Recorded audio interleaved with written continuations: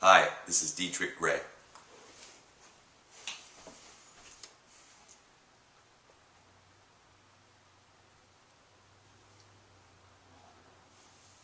Why omit me from your who's who in dipsomania, Larry? An unpardonable slight, especially as I am the only inmate of royal blood. Educated at Harvard, too. You must have noticed the atmosphere of culture here, my humble contribution. Yes, generous stranger, and I trust you're generous. I was born in the purple, the son, but unfortunately not the heir, of the late, world-famous Bill Oben. King of the bucket shops. A revolution deposed him, conducted by the district attorney, and he was sent into exile. And, not to mince matters, they locked him in the can and threw away the key. Alas, his was an adventurous spirit that pined in confinement, and so he died. Forgive these reminiscences. Undoubtedly, this is all well known to you. Everyone in the world knows. Tough luck? No, I never heard of him. Never heard. I thought everyone in the world... Why, even at Harvard, I discovered my father was well known by reputation. Although that was some time before the district attorney gave him so much unwanted publicity. Yes, even as a freshman, I was notorious. Oh, I was accepted socially with all the warm cordiality that Henry Wadsworth Longfellow would have shown a drunken negress dancing a can-can at high noon on Brattle Street. Harvard was my father's idea. He was an ambitious man. Dictatorial, too. He always knew what was best for me. I made myself a brilliant student. Dirty trick on my classmates, inspired by revenge, I fear. Dear college days, with pleasure rife, the grandest, greatest days of life. But of course that's a Yale hymn. And they're given to rah-rah exaggeration at New Haven. I was a brilliant student at law school, too. My father wanted a lawyer in the family.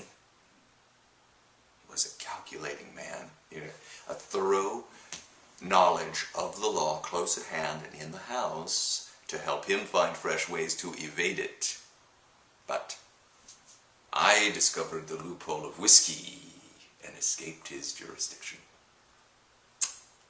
Speaking of whiskey, reminds me, and I hope reminds you, that when meeting a prince, the customary salutation is, what'll you have? Nix. All you guys seem to think I made a dough. Where would I get the coin to blow everyone? Broke. You haven't the thirsty look of impecunious. No. I would judge you to be a plutocrat. Your pockets stuffed with ill-gotten gains. $2 or $3 at least. I don't think we'll question how you got it. What do you mean, how I got it? It's a laugh calling me a plutocrat, isn't it, Larry, when I've been in the movement all my life? Ah! One of those, eh? Now, I believe you now, all right. Now, go away. Blow yourself up. That's a good lad. Hugo is the only licensed practitioner of that gospel here, and a dangerous terrorist, Hugo. He'd as soon blow the collar off a schooner of beer as look at you.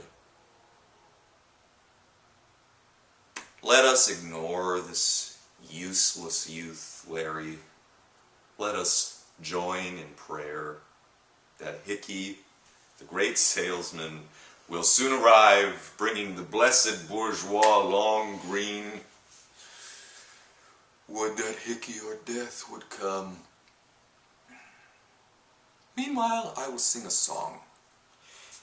A beautiful old New England folk ballad I picked up at Harvard among the debris of education.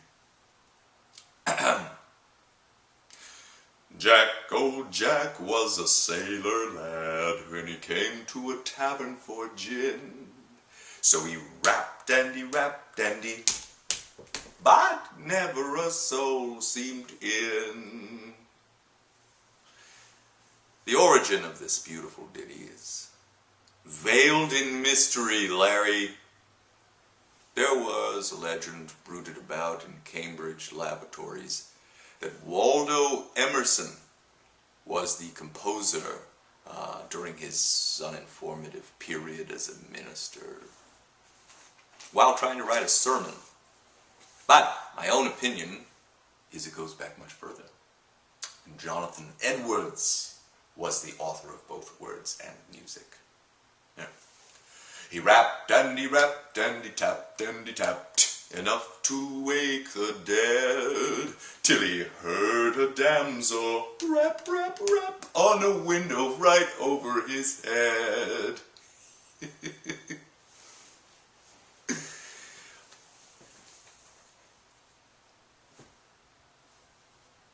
Thank you.